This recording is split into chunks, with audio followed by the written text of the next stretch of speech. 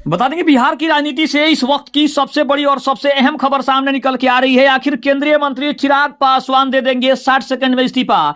चिराग पासवान को आखिर क्या हो गया, क्यों इस्तीफा देने के चक्कर में चिराग पासवान ने बड़ा बयान दे दिया। नमस्कार, आप देख रहे हैं आप तक न्यूज।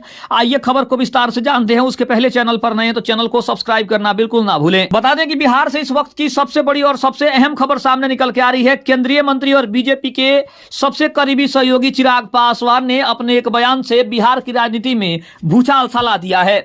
बता दें केंद्रीय मंत्री चिराग पासवान ने कहा कि उन्हें इस्तीफा देने में सिर्फ 60 सेकंड का समय लगेगा।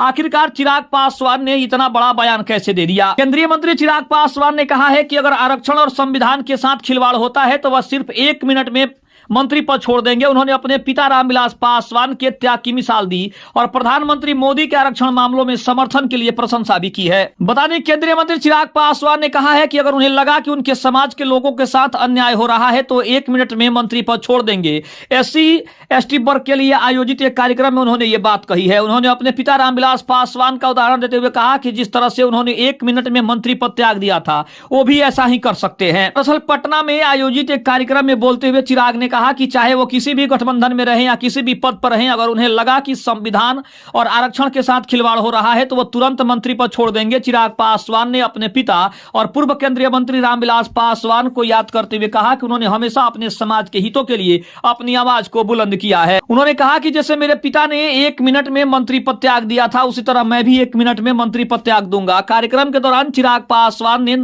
प्रधानमंत्री नरेंद्र मोदी की जमकर तारीफ भी की। उन्होंने कहा कि लेटरल एंट्री में आरक्षण के मुद्दे पर जब उन्होंने पीएम मोदी से बात की तो उन्होंने उनकी बात सुनी। उन्होंने कहा कि लेटरल एंट्री में आरक्षण के मामले में हमने पीएम मोदी को कहा कि यह गलत है और उन्होंने हमारी बात सुन ली। चिराग पासवान ने क्रीमी लेयर के मुद्दे पर भी प्रधानमंत्री मोदी का आभार जताया है। उन्होंने कहा है कि प्रधानमंत्री ने आश्वासन दिया कि यह कभी लागू नहीं होगा। चिराग पासवान ने अपने समाज के लोगों को संबोधित करते हुए कहा कि वो हमेशा उनके साथ खड़े रहेंगे, चाहे कोई उनका विरोध ही क्यों न करे। उन्होंने ये भी कहा कि हम अपने समाज के लोगों के साथ हमेशा चलते रहेंगे, चाहे इसके लिए कोई मेरा विरोध ही क्यों ना करता हो, इससे हमें कोई फर्क नहीं पड़ता है।